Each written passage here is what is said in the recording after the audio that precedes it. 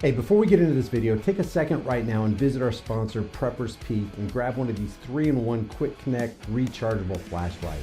Quickly change between a 600 lumen flashlight, a 400 lumen work light, or a 200 lumen gooseneck flex light that you can hang virtually anywhere for hands-free portable illumination. It comes with a USB charging cord and power brick, and each attachment has 5 lighting modes: high, medium, low, SOS, and strobe. The magnet at the other end of the flashlight is powerful enough to stick to the side of anything metal, giving you more hands-free options. Grab one for yourself and for somebody you love. The link with my discount code is in the description. I touched on this lightly, but this is kind of interesting because this shows that mainstream media, fake stream media, CIA infiltrated, Operation Mockingbird, lamestream, MK Ultra media don't even know what they're talking about when they're talking about guns. You would think if they were going to have anything down, if they were going to have talking points, if they were going to have a narrative to express, they would get down some of the basics of firearms. This right here comes from KOIN 6 News. I think it's in Washington. It says Washington State or Washington Senate okays ban on sales of high capacity gun ammunition. Ban on the sales of high capacity gun ammunition. Now, you know what they tried to say, somebody, but you have editors. You have a reporter, a journalist, so-called, who wrote something down. They thought about it. They wrote it down, and then they passed it off to their editor and maybe another editor, and then it went to the publisher for the final read, and they still didn't catch this. That's why I call them prostitutes, because they're basically just bowing down at the corporate media trough so that they can get theirs, so they can get their paycheck, and it really doesn't matter what they put out to the people. High capacity gun ammunition? Come on, people. Make this believable. But a lot of people, a lot of the masses want high capacity gun ammunition. Oh my God, we got to get rid of it. And another thing I have a problem with is the way when you look at a ban, when you break it down to the least common denominator, you're talking about a man or a woman telling another man or woman you can't do something, and if you do it, if you disobey my rule, if you don't comply, I'm going to treat you as though you committed a crime. And I'm going to tell everybody that you committed a crime. That's what a ban is. When you look at the word ban, just replace it with a couple words. Criminalization of human beings. That's what a ban is. When you put a ban on an inanimate object and you tell another human being you can't have it, and if you get it, you're a criminal, or you can have something and you need to take it. If you don't take it, you're a criminal. When they put, specifically in this case, when you put a ban on something or something, you're criminalizing somebody. And it's always under the guise of, I got to keep you safe. This is necessary.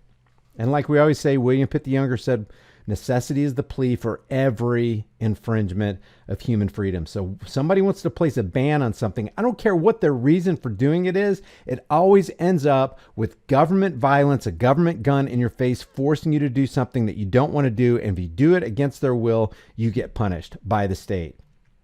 That's how crazy it is. They're fueled by the petroleum of violence. Let's put it that way. Olympia, Washington. The Washington State Senate has voted to ban the manufacture, distribution, and sale of firearm magazines that hold more than 10 rounds of ammunition. Who's that going to help? Who's that going to help? So that means if you're going to decide in your life that you're going to be a law abider, I'm just going to do what the Washington State Senate does when they pass this bill into a law. I'm just going to obey. Guess who gets to keep the high capacity magazines, so-called? The criminals and the politicians and their and the law enforcement cartel. But then I repeat myself, because those are all criminals. The politicians, the law enforcement cartel, and the regular street criminals, they'll be the ones that have the high capacity magazines, which means they'll have an advantage over everybody who decided to suspend their critical thinking and trust the government and comply with the ban. Seattle Times reports if the bill passes the House and becomes law, the ban would limit not just magazines for rifles that hold 20 or 30 rounds, but for a host of semi-automatic pistols, which often carry more than 10 rounds. And what is this right here? What is this? This is reducing freedoms by 1,000 tiny, almost imperceptible reductions until past the point at which nothing can really be done. Oh, I gave up that right. Oh, that's not such a bad idea. Bump stock ban? Who cares? I never even heard of a bump stock. I don't even know how it works. The reason you who do not know what a bump stock is, you've never heard of it, you couldn't identify it if somebody shoved it in your face. The reason you should be against the bump stock bans that you don't even have or know about is because that ban criminalizes somebody who does possess that bump stock that never hurt anybody. It's just an inanimate object. This is literal lunacy, guys. Literal lunacy for a political parasite to ban something for the general public in the name of keeping people safe. And all you did was criminalize somebody for having an inanimate object that they've never hurt anybody with. They don't plan on hurting anybody with it, and they won't hurt anybody with it.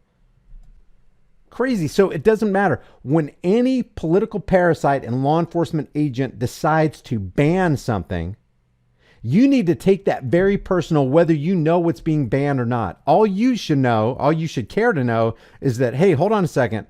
A politician whom we don't trust, who we don't need in society and lives parasitically off the rest of us, has declared another person, one of my own fellow human beings, declared them a criminal because they have in their possession or they decided to manufacture, distribute, or sell something that a politician didn't want them to have. It's egregious. Off the charts, egregious. The late Wednesday vote on Senate Bill 5078. Who would even bring that up? It's like you would think it would come up and go, wait a second. Ban the sale, manufacture, distribution of high-capacity magazines? Sorry, that falls under shall not be infringed. I can't do that. I mean, I have principles that I need to live by. But because they don't have principles, they sign on to these things because they want to please their overlords or they want to please their constituency. Guys, if you take public office, you should not be there but to please one thing, and that's the truth. I'm only going to please the truth.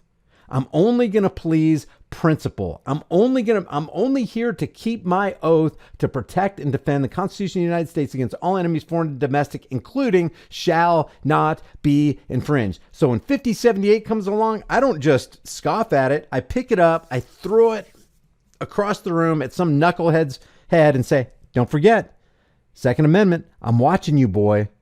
Don't you commit treason against the American people. I don't care if you have 99% of the people on your side. You have to, for the sake of truth, for the sake of integrity, for the sake of principle, hold on and hold fast and say, no, I can't do this. Not going to infringe. Banning high capacity magazines so I can empower criminals and the security forces that surround the political parasites in the law enforcement class and the military. Law abiders are going to be left helpless. Screw that. Call me a criminal all you want. If you're a criminal in the eyes of the states, chances are you're a pretty good person and I want to hang out with you.